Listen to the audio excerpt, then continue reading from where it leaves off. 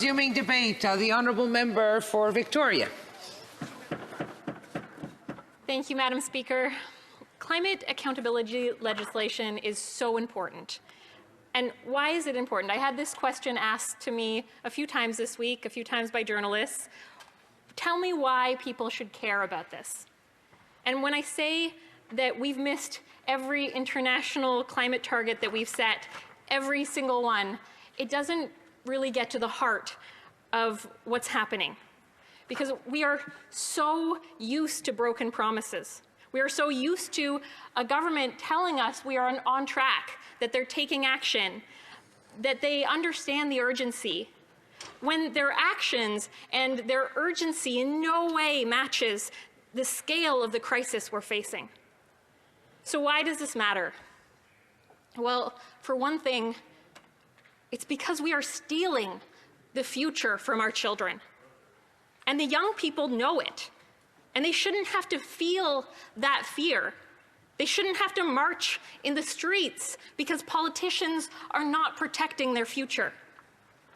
Before I ran for office, I taught at the University of Victoria. And I taught a course where we covered climate change and social movements.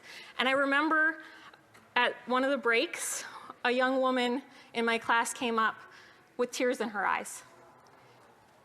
And she asked me, how do I study?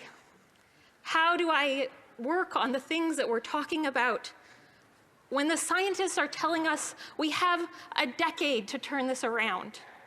And if we fail, it means the collapse of ecosystems, mass extinctions, millions of people dying, our food systems, our future. We talked about how we maintain hope, how we make space to grieve, and how to touch in to that fear and that pain while continuing to fight for a livable planet. She went on to help organize climate strikes in Victoria, and her wisdom and her leadership and the wisdom and leadership of kids across Canada and around the world, it often brings me to tears, and it motivates me to action. What this young woman was doing was listening to the science, looking at the challenges that we face straight on, and she was seeing and feeling the urgency.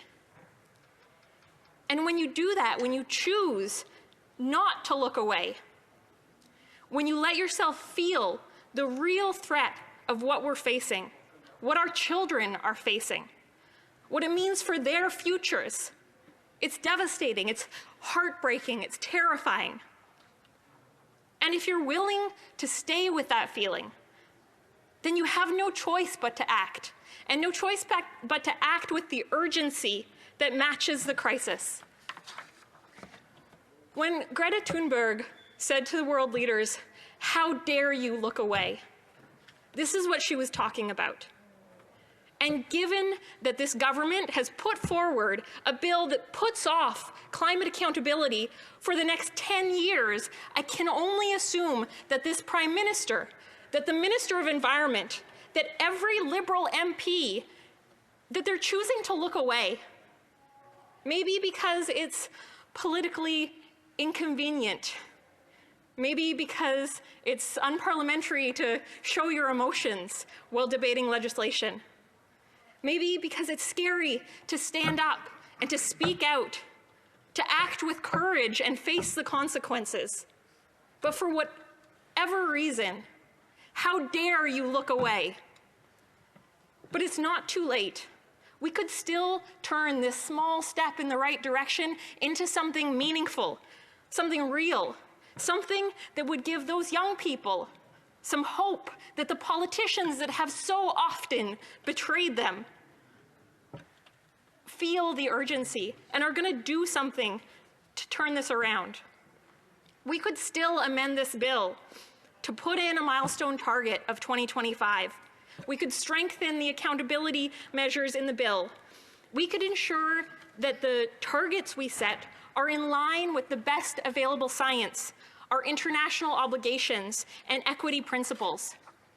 And I encourage every member, especially those on the government side of the House, to not look away, to take a moment to feel the scale of the crisis we are facing, the urgency. And I hope that you will work with us to make this bill something that our children can be proud of. And in that spirit, I want to go through the parts of the bill that I was really glad to see, and then the parts that are missing. The top three pieces that I appreciate about this bill is first, that putting a commitment to net zero by 2050 into law is essential. And this bill not only assures that that net zero target is put in law, but it also ensures that we will legislate our other long-term targets. It was also good to see that the bill explicitly names the government's commitment to uphold Section 35 and uphold the United Nations Declaration on the Rights of Indigenous Peoples. And I was glad that there's progress reporting 2 years before each milestone target, with an opportunity to adjust and take additional measures, additional actions if we are off track. When it comes to the things that are missing, of course, the most egregious omission is the lack of any real accountability for the next 10 years. The glaring omission of a 2025 milestone target. Scientists have been clear. This decade is the most important. The next 10 years are the ones that the IPCC says are crucial if we want to have any hope of avoiding catastrophic climate change.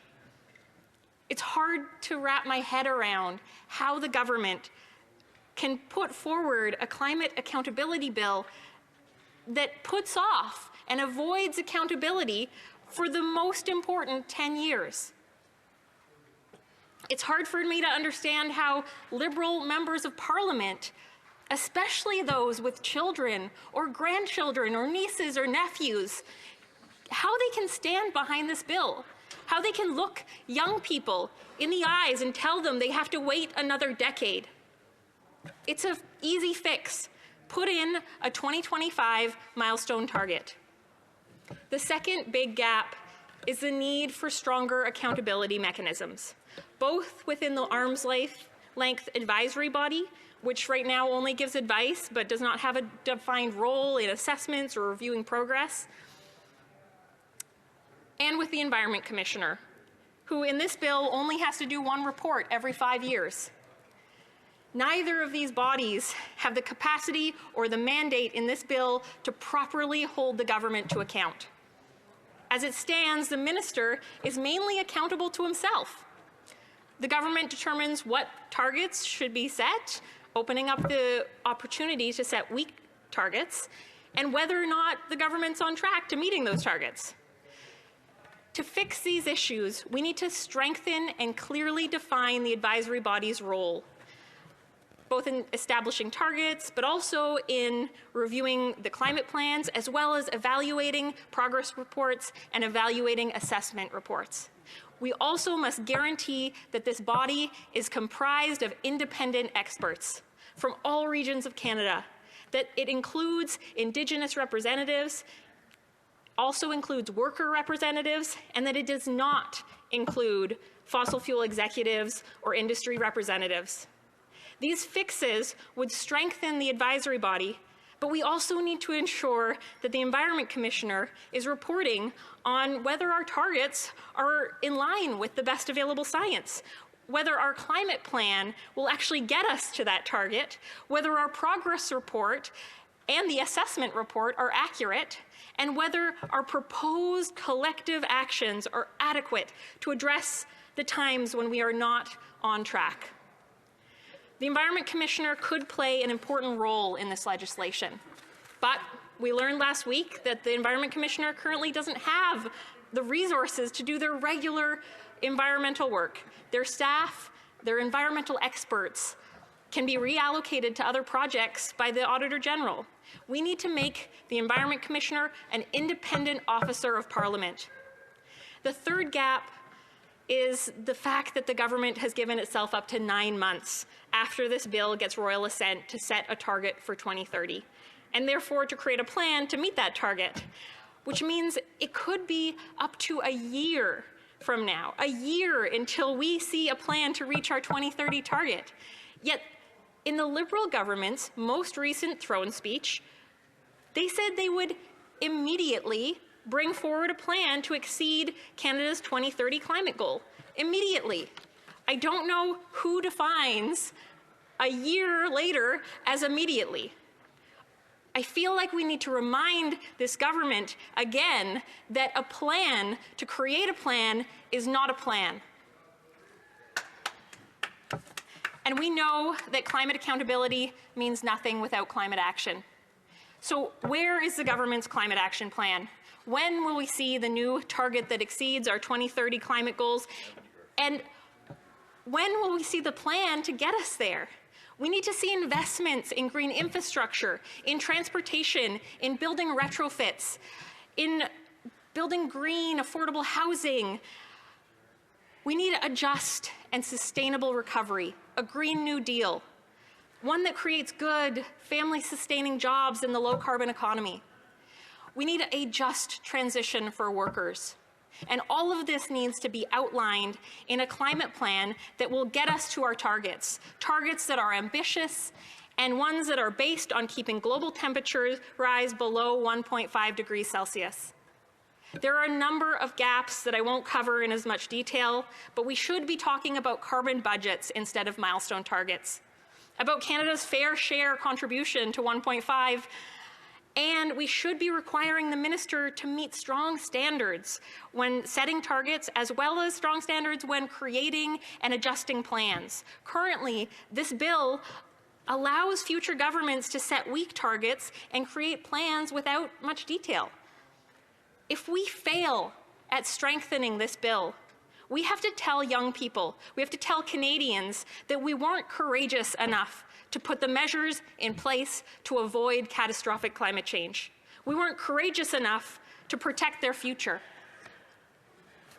For most of this speech, I've been speaking about the future and the severe consequences of our present action and inaction. That future outlined in the IPCC report, it's scary. But this is not just about our future. The impacts of the climate crisis are already being felt in Canada. In my riding of Victoria and in BC, it wasn't too long ago that we were choking on the smoke from the climate fires south of the border. We know that temperatures in Canada are increasing at twice the global rate. The impacts are felt particularly in the Arctic along the coasts and are disproportionately felt by Indigenous communities, rural communities, marginalized and racialized communities. Canadians want real action on the climate crisis, and they want a government who not only promises to fight climate change, but who will actually deliver on that promise. When I say again and again that our government has missed every single climate target, and that this Liberal government is not even on track to meeting Stephen Harper's weak targets, I hope that the members in this chamber feel the seriousness of this failure, that you do not look away, that you feel the urgency. We need climate accountability now, not in 10 years. We need climate action now, not in 9 months to a year. It was back in 2008 that the United Kingdom created their climate accountability framework, the Climate Change Act. And this act was the first of its kind in the UK, and it remains highly regarded and has served as a model for legislation in other jurisdictions, including Sweden, New Zealand, Denmark, France, Germany, Spain. The UK have set 5-year carbon budgets covering immediately from 2008 onward. And regular reporting to Parliament has enhanced transparency and accountability. The UK's also have an expert advisory committee, the Committee on Climate Change, one that's much stronger than the advisory body proposed by this government. But 2 years before the UK implemented this bill, in 2006, Jack Layton, the leader of the NDP at the time, originally introduced this first Climate Accountability Act in Canada. The bill passed at third reading by a vote of 148 to 116. The Harper Conservatives voted against it. But his bill died in the Senate. And the NDP has introduced the Climate Change Accountability Act as a private member's bill in the 39th, in the 40th, in the 41st Parliaments by Jack, but also by former MP Megan Leslie. Imagine where we would be if we had passed strong climate accountability legislation back then. Since implementing climate accountability, the UK has successfully reduced its emissions over the past decade, in stark contrast to Canada, whose emissions continue to increase, despite the government's empty words and claims to climate leadership. In this Parliament, my NDP colleagues and the member from Winnipeg Centre and the member from Elmwood-Transcona have both put forward legislation in this Parliament that calls for strong climate accountability. And I want to thank my Bloc colleague for introducing Bill C-12. But I want to highlight one important piece of the member from Winnipeg Centre's bill, Bill C-232, an act respecting a climate emergency action framework. It provides for the development and implementation of a climate emergency action framework. It explicitly outlines how a climate emergency action framework and climate accountability legislation must be built on a foundation that recognizes Indigenous inherent right to self-government, that upholds the provisions in the United Nations Declaration on the Rights of Indigenous People, and that it takes into account scientific knowledge, including Indigenous science and knowledge, as well as the responsibilities towards future generations. And while I was glad to see that the government included a commitment to upholding Section 35 and UNDRIP in the preamble of the government's bill, so far the Liberals have failed to enshrine UNDRIP into law. When will this government put action behind their words when it comes to reconciliation and put the United Nations Declaration on the Rights of Indigenous Peoples into law? We have a lot of work to do, and we must come together if we want to do it. And as I wrap up, I want to note again that there can be no climate accountability without climate action. The government has missed every single climate target that it set. Climate accountability is important, but the Liberals are not only putting it off for 10 years, but they are also putting off a new target and a plan. They're putting off a climate action plan for up to another year. Where is the government's climate action plan? Part of that plan has to include an end to all fossil fuel subsidies.